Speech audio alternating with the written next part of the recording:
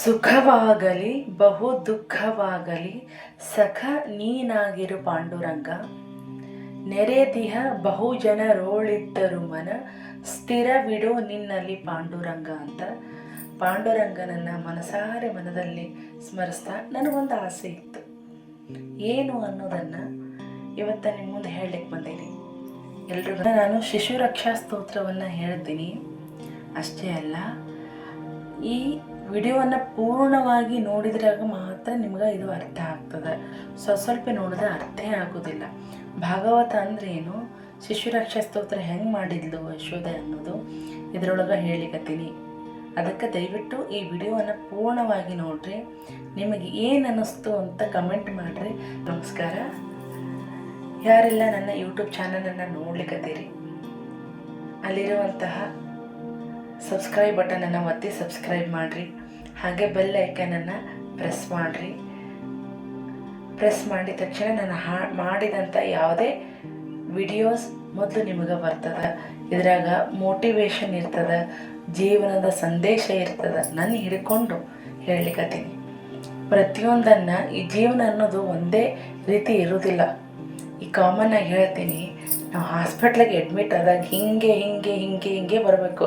ಅದು ಮಷಿನ್ದಲ್ಲಿ ಅದು ಓನ್ಲಿ ಒಂದೇ ಲೈನ್ ಬಂದರೆ ಅರ್ಥ ಏನಾಗ್ತದೆ. ಸೊ ಹೀಗೆ ಏರಿಳಿತಗಳು ಇರಬೇಕು, ಯಾಕಂದರೆ ನಾವು ಜೀವಂತವಾಗಿರಲಿಕ್ಕೆ. ಅದಕ್ಕೆ ನನಗೊಂದು ಆಸೆ ಇತ್ತು ಅಂತ ಏನು ಹೇಳಿಲ್ಲ. ಆ ಆಸೆ ಏನನ್ನೋದು ಇದು. ನಾನು ಭಾಗವತವನ್ನು ಓದ್ತಿದ್ದೆ, ಪ್ರತಿದಿನನೂ ಓದ್ತಿದ್ದೆ. ಹೆಂಗಂತಂದ್ರೆ ತಿಳ್ಕೊಂಡಿದ್ದು ಜ್ಞಾನ ಉಗುರಿನಷ್ಟದ, ಜ್ಞಾನ ಬೆಟ್ಟದಷ್ಟದ. ಅದ ತಿಳ್ಕೊಂಡಿದ್ದು ಮಾತ್ರ ಉಗುರಿನಷ್ಟದ. ಹಾಗೆ ತಿಳಿತಾ ಹೋಗ್ಲಿಕ್ಕತ್ತೀನಿ. ಭಾಗವತ ಓದ್ಲಿಕ್ಕತ್ತಿದ್ದೆ ನಾನು. ಭಾಗವತ ಏನು ಅನ್ನೋದು ಗೊತ್ತಿಲ್ಲ, ಬಟ್ ಅದೊಂದು ನಮಗೆ ಗೊತ್ತಿಲ್ಲದ ಶಕ್ತಿಯನ್ನು ತೋರ್ಪಡಿಸ್ತದ, ಶಕ್ತಿ ತುಂಬ್ತದ. ಅದೇ ಭಾಗವತ. ಭಾಗವತ ಅಂದ್ರೆ ಏನು ಸ್ವಲ್ಪ ಹೇಳ್ತೀನಿ. ಅಷ್ಟೇ ಅಲ್ಲ, ಇದರೊಳಗೆ ಯಶೋಧ ಕೃಷ್ಣಂದು ಪೂತನಿ ಸಂಹಾರ ಆದಮೇಲೆ ಕೃಷ್ಣನಿಗೆ ಬಹಳ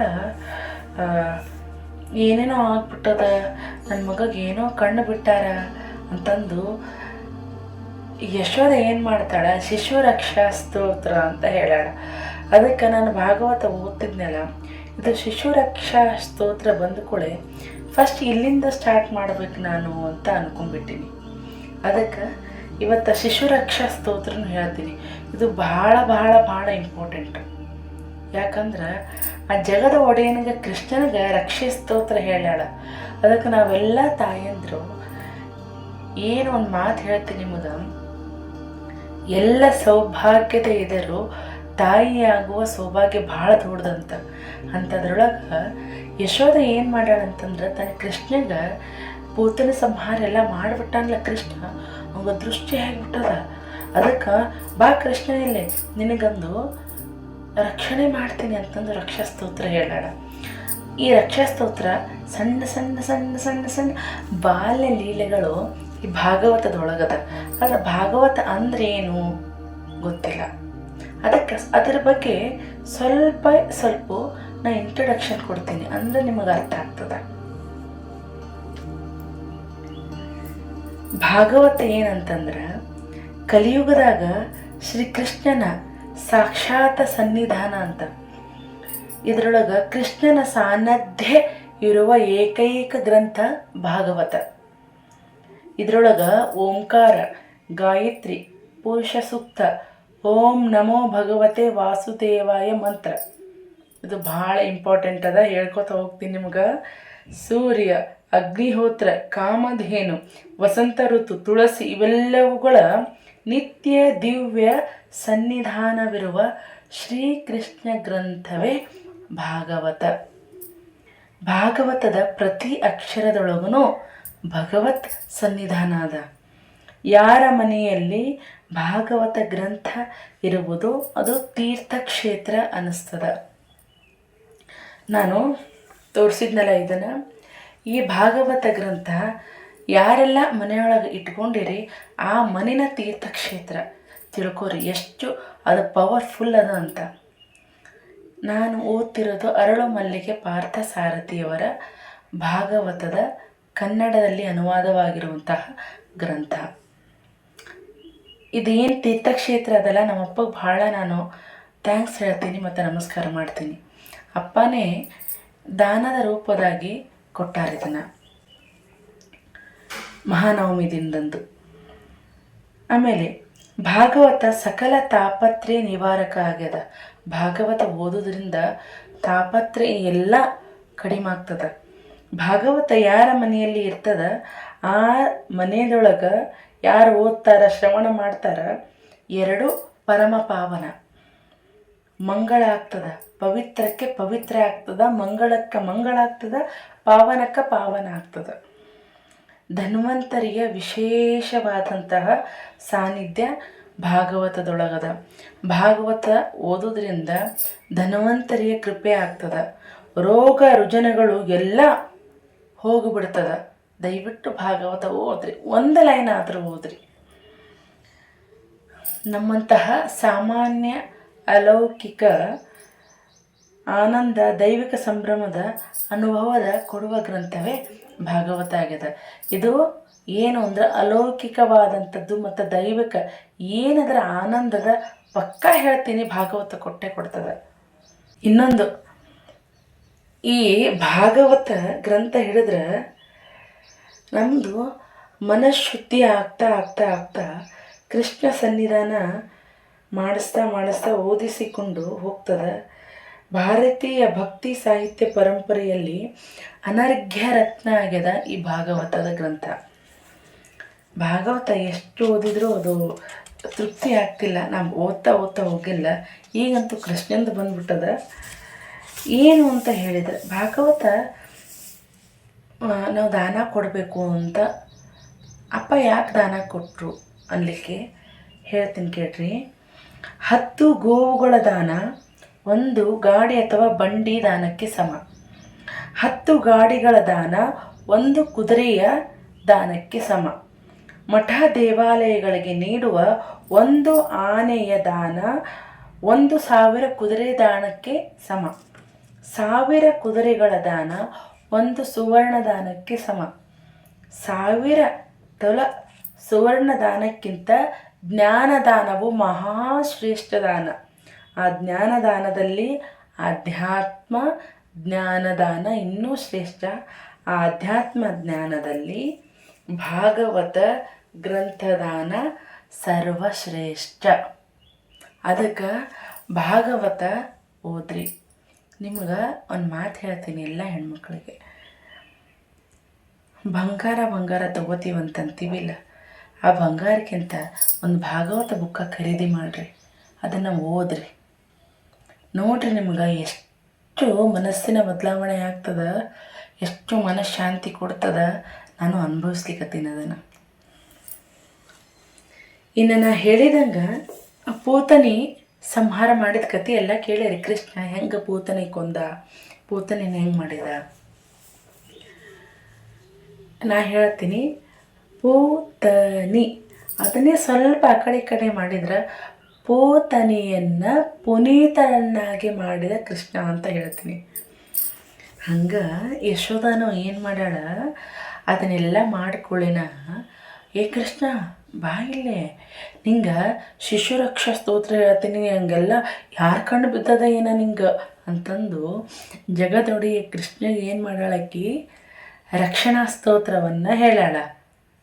ಆ ಶಿಶುರಕ್ಷಾ ಸ್ತೋತ್ರ ನಾವೆಲ್ಲ ತಾಯಂದಿರು ಏನು ಮಾಡಬೇಕು, ಪ್ರತಿದಿನ ಪ್ರತಿನಿತ್ಯ ನಮ್ಮ ಮಕ್ಕಳಿಗೆ ಒಂದು ಸಲ ಆದರೂ ಅದನ್ನು ಹೇಳಬೇಕು. ಹೇಳೋಣ. ಹಂಗಾದ್ರೆ ನಾನು ಹೇಳ್ತೀನಿ ನೋಡ್ರಿ. ಫಸ್ಟ್ ಏನು ಮಾಡ್ಬೇಕು, ನಾವೆಲ್ಲರೂ ಕೈಕಾಲು ತೊಳ್ಕೊಂಡು ಶಿಶುರಕ್ಷಾ ಸ್ತೋತ್ರವನ್ನು ಹೇಳಬೇಕು. ಯಶೋಧ ಹೆಂಗೆ ಹೇಳ್ಯಾಳ ಕೇಳ್ಕೊತ ಹೋಗೋಣ ಬರ್ರಿ.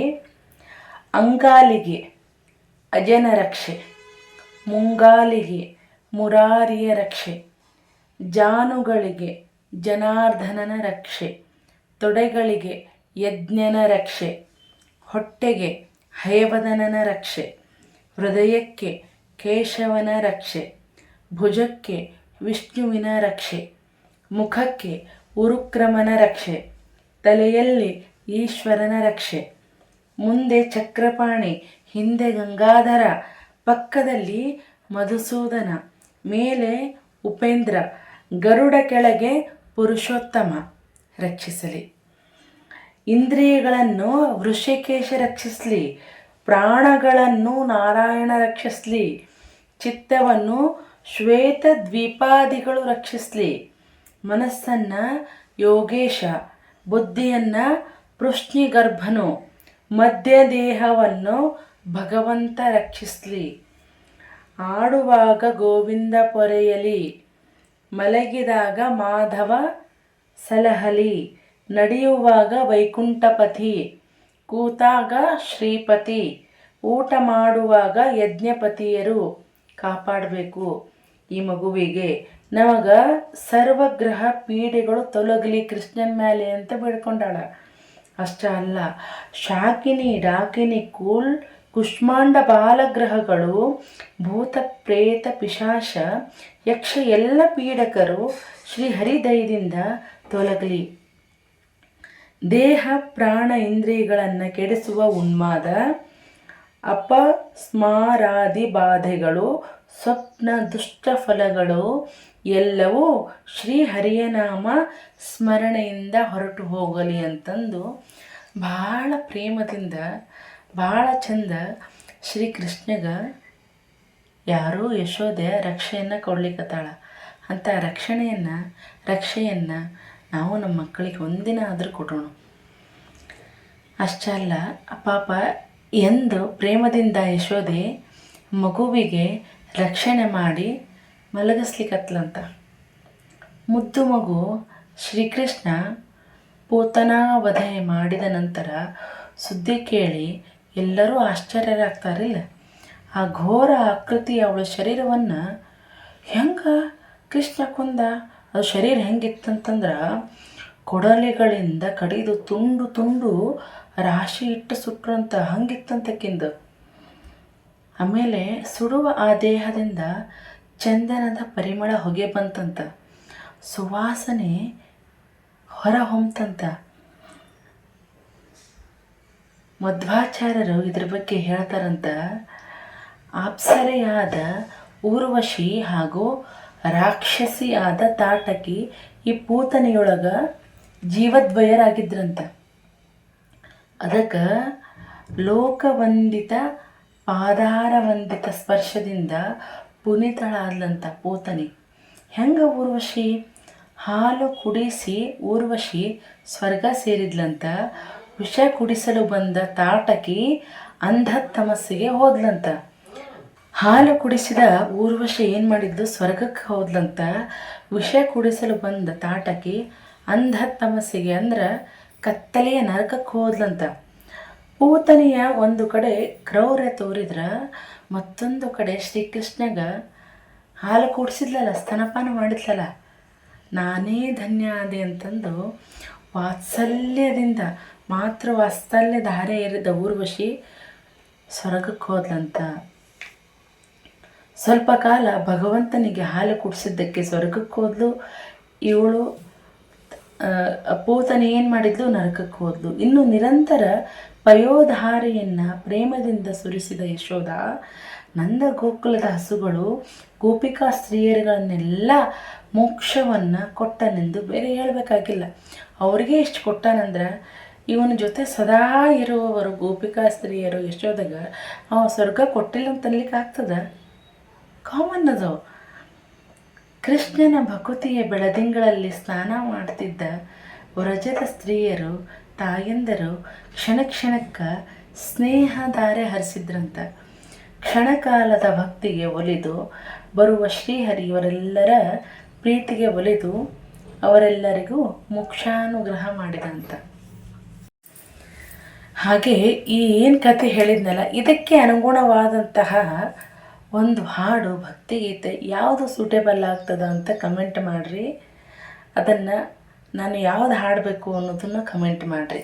ಇವತ್ತು ಇದನ್ನು ಹೇಳೀನಿ ಈ ಕಥೆಯನ್ನು, ಆದರೆ ಯಾವುದು ಈ ಕತೆಗೆ ಸೂಟೇಬಲ್ ಆಗುವಂಥ ಕೃಷ್ಣನ ಸಾಂಗ್ ಅದ ಅಂತ ಕಮೆಂಟ್ ಮಾಡಿರಿ ಹಾಗಾದ್ರೆ.